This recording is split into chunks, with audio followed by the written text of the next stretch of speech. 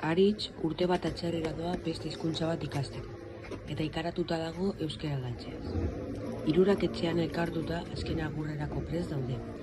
Aritz poz-pozik aeroporturantz doa esperientzia berri bat bizitzeko prest.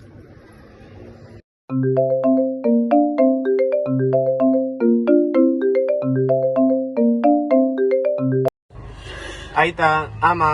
Hola, seme, zelan hortik.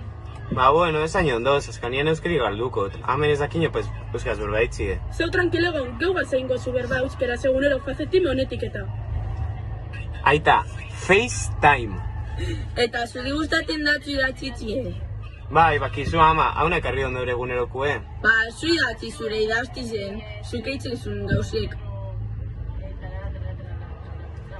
Vale, eskerrik asko, bizar arte.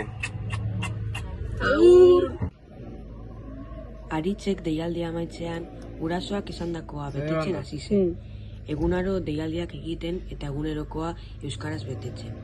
Horrela, euskara bere bizitzan jarraituko du.